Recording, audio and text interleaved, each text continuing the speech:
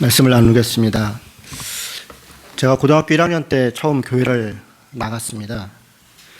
교회를 나가서 이제 성경을 읽어야겠다 마음 먹고 처음에 성경을 딱 피니까 첫 구절이 태초에 하나님이 천지를 창조하시니라, 이 말씀인 거예요.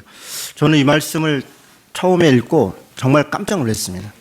물론 신이, 그때 당시에 이제 교회를 다니지 않을 때니까 조물주, 창조자, 신이 뭔가 굉장히 특별한 존재일 것이다, 그렇게 인식을 하고 있었지만 성경을 펴자마자 하나님의 말씀이라는 성경의 첫 구절이 태초에 하나님이 천지를 창조하시니라, 이렇게 선언적으로 선포하고 시작을 하는 거예요. 야, 정말 이분이 대단한 분인가 보다. 세상을 내가 창조했다, 그렇게 선포하고 시작하는 성경 구절을 보고 굉장히 깜짝 놀랐습니다. 그리고 그 다음부터의 말씀도 마찬가지입니다. 1절부터 5절까지의 이야기는 창조의 서론과 같은 이야기인데, 땅이 혼돈하고 공허하고 흑암이 깊음 위에 있고 하나님의 영은 수면 위에 운행하시니라.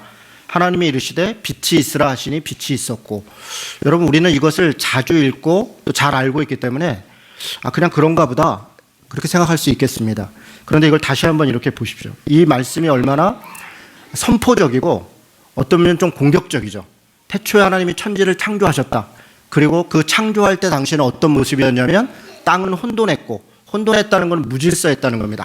아무런 질서가 없었고 굉장히 어지러웠고, 그리고 공허했다. 아무것도 없었다.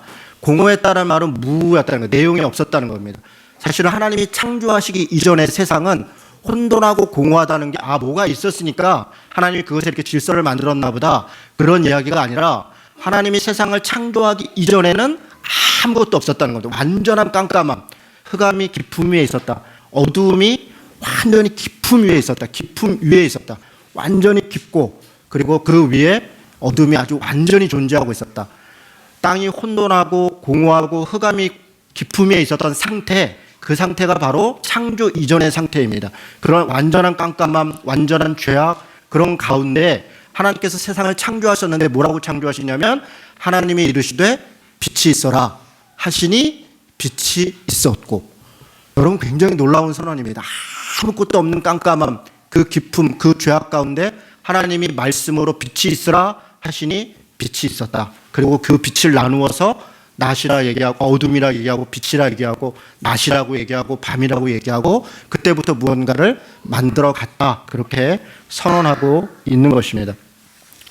여러분, 창세기 1장에 나와 있는 창조 기사들을 가만히 보면요, 창조 기사들은 1일부터 6일까지 무언가를 만들었고, 그리고 7째 날은 하나님께서 쉬셨다 말씀하시는데, 첫째 날부터 셋째 날은 가장 많이 나오는 단어가 뭘 나누었다, 그리고 뭘 모았다, 이런 단어가 가장 많이 나옵니다. 무슨 빛을 나눴고 궁창을 나눴고 물을 무슨 모았고, 이런 이야기들이 나옵니다.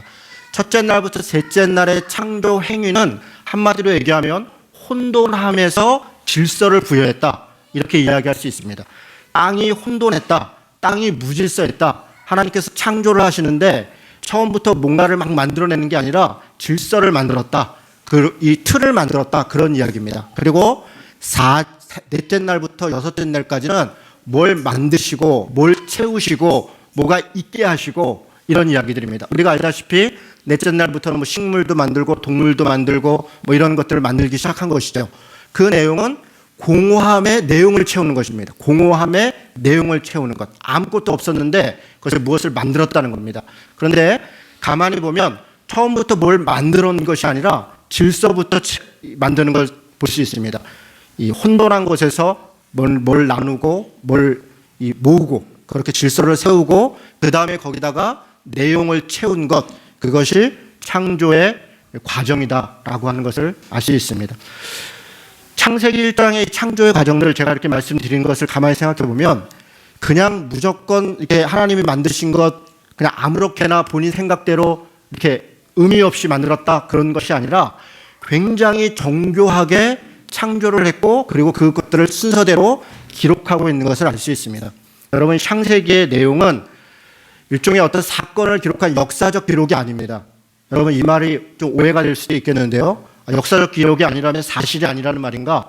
그런 이야기가 아닙니다. 역사적 기록으로 창조의 과정을 기록한 게 아니라 오히려 이 창세기의 기록은 문학적 기록으로 기록을 했습니다. 여러분 이게 무슨 말이냐면 문학적이라는 것은 읽는 사람들을 고려해서 쓴 것을 문학적이라고 얘기합니다. 어떤 사람이 소설을 쓰고 어떤 사람이 수필을 쓰거나 어떤 사람이 시를 쓰면 왜 그걸 쓰냐면 읽는 사람이 그것을 이해할 수 있도록, 어떤 소설을 쓰면 읽는 사람이 그것을 통해서 이게 무슨 이야기를 하고 싶었나 보다, 누군가에게 편지를 보내면 받는 사람이 이해할 수 있도록 쓰는 게 편지입니다. 나만 이해하는 것이 아니라. 마찬가지로 창세기의 여러 가지 기록은 문학적 표현을 통해서 읽는 우리들로 하여금 하나님이 창조를 했다는 것이 무슨 뜻인가, 무슨 의미인가, 무엇을 이야기하고 싶은가를 이해할 수 있도록 기록한 것이 창조의 기록의 내용이라는 것입니다. 사실은 성경 전체가 다 그렇습니다. 성경 전체가 무엇을 역사적 기록을 남기기 위한 목적으로 기록한 것이 아니라, 그래서 하나님의 뜻이 무엇이다, 하나님이 우리에게 알려주고 싶은 게 무엇이다 라고 하는 것을 설명하기 위해서 기록한 것이 이 성경의 기록의 내용들입니다. 그래서 만약에 어떤 사람이 이 창세기 1장의 내용을 가지고 소위 이게 과학적이냐 아니냐를 따진다면 굉장히 어리석은 행동을 하는 것입니다. 여러분 한번 생각해 보십시오. 이 앞에 지금 이 현수막이 하나 있는데, 여러분 이 현수막 보시기에 어때요? 아름답습니까? 디자인이 잘 됐습니까? 어떤 사람은 제 말에 동의하는 사람, 디자인이 잘 됐네, 아름답게 잘 됐네, 깔끔하네. 그런데 몇몇 분들은 나는 전혀 그렇게 생각하지 않아, 왜 이렇게 지저분하게 했어, 왜 글씨를 저렇게 크게 했어 라고 생각할 수 있겠습니다. 왜 그렇습니까? 이것은 예술이기 때문에 그렇습니다. 디자인이기 때문에 그렇습니다. 디자인을 가지고 디자인 자체가 과학적이냐 아니냐를 논하는 자체는 사실 아무 의미가 없습니다. 만약에 어떤 사람이 이것이 굉장히 아름답다, 그래서 아름다움을 증명하기 위해서 소위 과학적으로 이걸 증명한다고 생각해 봅시다. 이 현수막에는 몇 프로의 무슨 천의 원료는 뭐고, 질소는 얼마 들어갔고, 뭐는 얼마 들어갔고, 그리고 글자의 크기의 비율을 어떻고, 그러니 이게 아름답다라고 설명하는 것은 아무 의미가 없는 겁니다. 예술은 그냥 예술입니다. 예술은 예술로서 아름다운 것이고 그 자체로서 의미가 있는 것입니다. 제가 무슨 말씀을 드리려는 것이냐면, 창조 행위가 과학적이냐라고 이야기하는 자체는 예술이 과학적으로 설명하니 아름답다라고 이야기하는 것과 같은 수준의 얘기라는 것입니다. 사실은 과학도 창조의 범위 안에 들어있는 하나의 일부분일 뿐입니다. 모든 우주 만물은 하나님께서 창조하신 것이고 그 안에는 우리의 이성도 포함되어 있는 것입니다. 그래서 과학이 창조적이냐 이렇게 설명할 수는 있어도 창조가 과학적이냐, 그래서 과학적 어떤 설명에 맞으니까 이 창조가 맞고 그래서 하나님이 계신 것이고, 과학적 어떤 설명에 맞지 않으니까 이 창조는 맞지 않은 것이고 하나님은 계시지 않은 것이고, 이런 식의 증명은 아무 의미가 없다는 것입니다. 그런데 문제는 예수를 믿는 우리 그리스도인들 안에, 목회자 안에 혹은 신학자 안에 혹은 예수를 믿는 과학자들 안에 성경의 창세기의 여러 가지 내용들을 소위 과학적으로 증명해서 그것을 통해서 하나님의 살아계심을 증명하려는 노력들을 하는 경우가 있습니다. 그것을 소위 창조과학이라고 얘기합니다. 그런데 창조과학은 창조라는 말과 과학이라는 말 자체가 전혀 어울리지 않는 말입니다. 전혀 같이 붙어 있어서는 안 되는 말인 거예요. 창조는 창조이고 과학은 과학인데, 과학을 가지고 창조 행위를 설명하겠다라고, 설명할 수 있다라고 생각하고 뭔가를 이야기하는 것 자체는 아무 의미가 없는 것이다. 여러분 생각해 보십시오. 태초에 하나님이 천지를 창조하셨느니라. 땅이 혼돈하고 공허하고 흑암이 깊음에 있었다. 이것을 어떻게 설명할 수 있겠습니까? 이것을 무엇으로 증명할 수 있겠습니까? 이것은 그냥 일종의 선포입니다. 아무것도 없었을 때 하나님께서 세상을 만드셨다. 그리고 그것을 창조하셨다. 빛이 있어라 하시니 빛이 있었다. 그렇게 선언하고 있는 것입니다. 어떻게 말을 하니 빛이 있었는가라고 하는 것을 설명하는 것은 아무 의미가 없습니다. 여러분, 첫째 날에서 여섯째 날 중에서 예를 들어 첫째 날 저녁이 되고 아침이 되니 이는 첫째 날이니라. 그랬더니 그래 하루가 지났나 보다. 이것은 하루가 지났다는 얘기가 아닙니다. 이 첫째 날이라는 단어를 히브리어로는 욤이라고 그러는데, 욤은 하루를 뜻하기도 하지만 어떤 날을 뜻하기도 합니다. 어떤 날, 그냥 어떤 날, 어떤 일을 그래, 내가 거기에 갔어. 옛날에 그때 그 다 요미입니다. 1000년을 얘기할 때도 그냥 요미입니다. 하루 24시간을 얘기하는 게 아닙니다. 아주 간단한 얘기로 24시간이라고 하는 것은 해와 달의 뭐 자전과 공전 이런 걸 가지고 24시간을 정하는 거 아닙니까? 우리가 지금 달의 달력을 가지고 음력을 얘기하고 태양력을 가지고 양력을 얘기하듯이 태양과 달을 가지고 24시간을 얘기하는데, 태양과 달은 하나님이 언제 만들었다고 얘기하냐면 넷째 날 만들었다고 합니다. 최소한 넷째 날 이전에는 태양과 달을 가지고 24시간을 만들었던 것은 아무 의미가 없는 것입니다. 그냥 여기에 첫째 날, 둘째 날, 셋째 날 해놨던 것은 문학적 표현입니다. 여러분, 제가 무슨 말씀 드리고 이제 이해가 되십니까? 이걸 가지고 24시간, 그래서 6일 동안 창조했고 그리고 뭐 며칠 이렇게 이야기하는 것은 아무 의미가 없다는 겁니다. 며칠, 몇 시간 동안 창조했는지를 얘기하는 게 아니라 창조를 통해서 뭘 얘기하고 싶은가?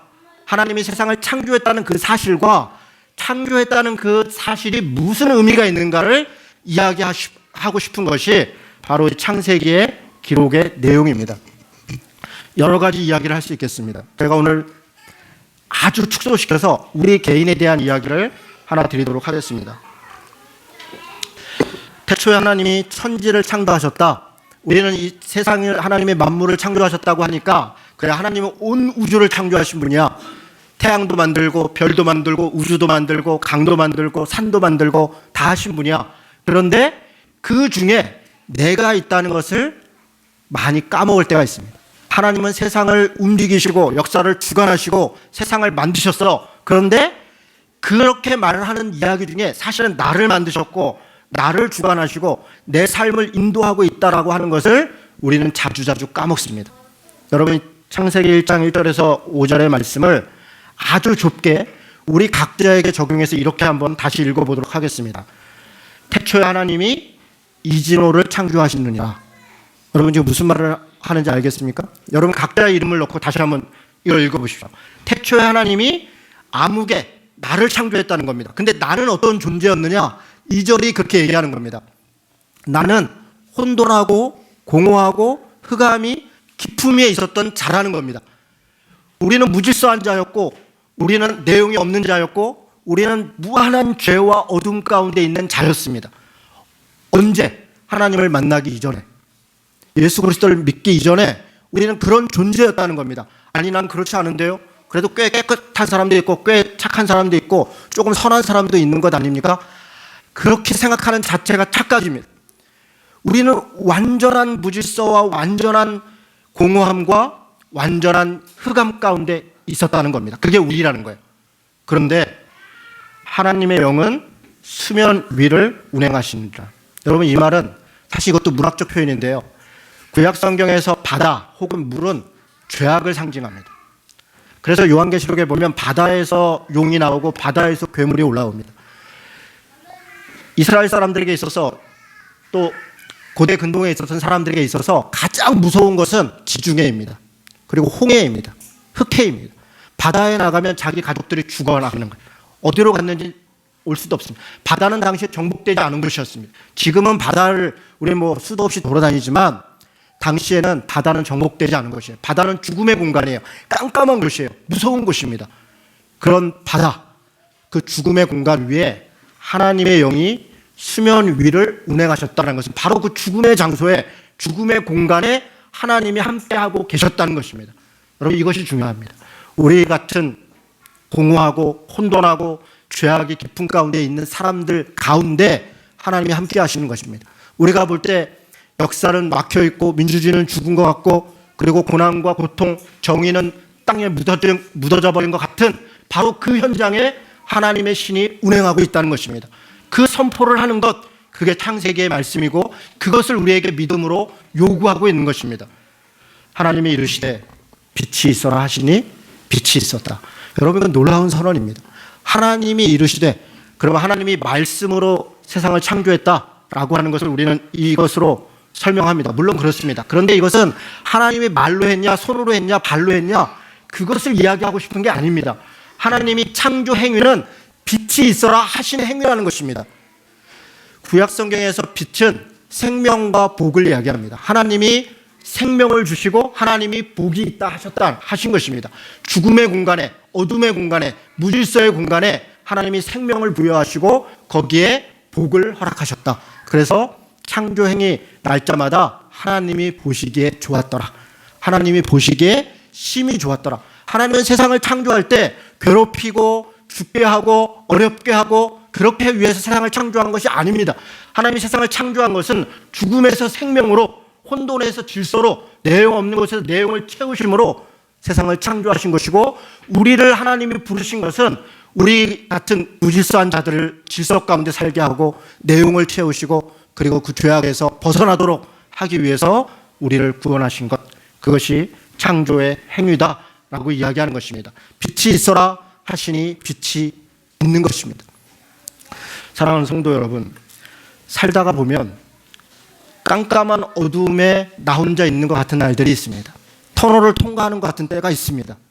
정말 앞을 봐도 뒤를 봐도 좌우를 봐도 하나님이 안 계신 것 같은 날들이 있습니다. 어쩌면 작년이 우리 각자의 삶에, 어쩌면 우리 교회에 그런 날들이었을지 모르겠습니다. 무질서했고 혼돈했고 그리고 죄악은 깊은 가운데 있었습니다.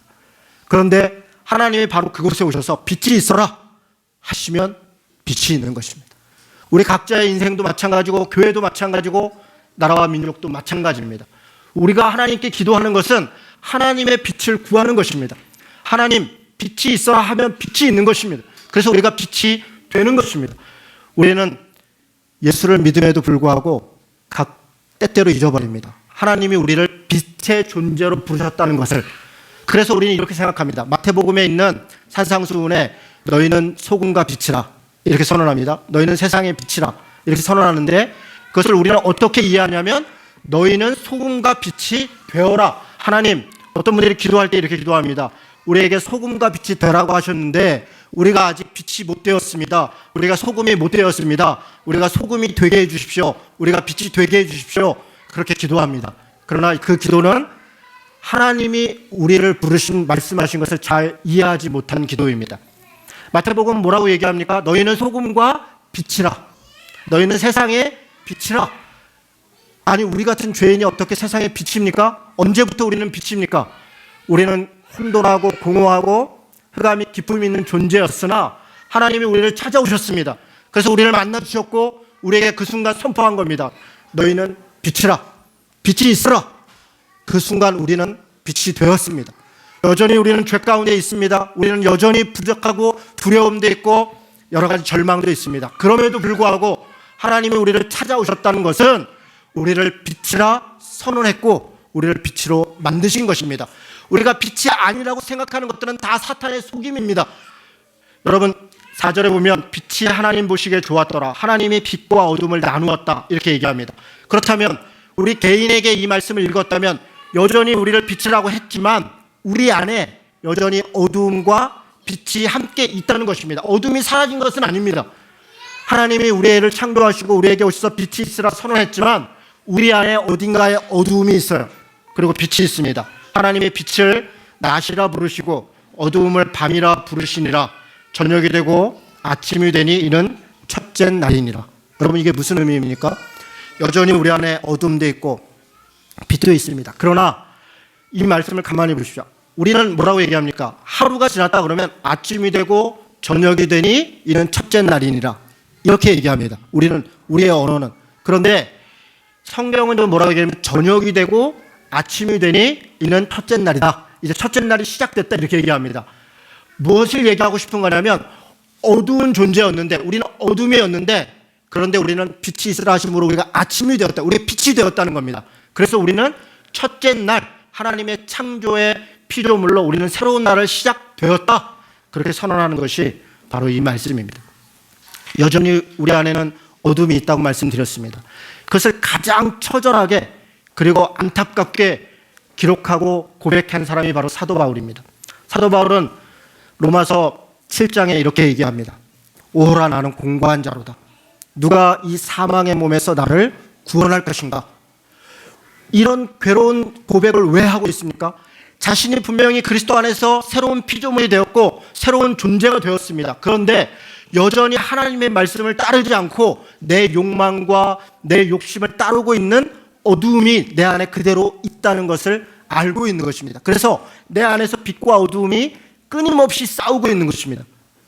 빛만 쫓아가는 것이 아니라 어두움이 순간순간 우리로 하여금 우리의 욕망과 우리의 죄악을 따라 살도록 우리를 유혹하고 있는 것, 거기에 때때로 넘어지고 있는 것이에요. 그것 때문에 사도 바울이 고백합니다. 오호라 나는 공고한 자로다. 누가 이 사망의 몸에서 나를 구원할 것인가? 그렇게 선포합니다. 그리고 8장 1절은 이렇게 얘기합니다. 그러므로 그리스도 예수 안에 있는 자에게는 결코 정죄함이 없나니 생명의 성령의 법이 죄와 사망의 법에서 너를 해방하였느니라. 여러분, 그것이 8장의 선언입니다.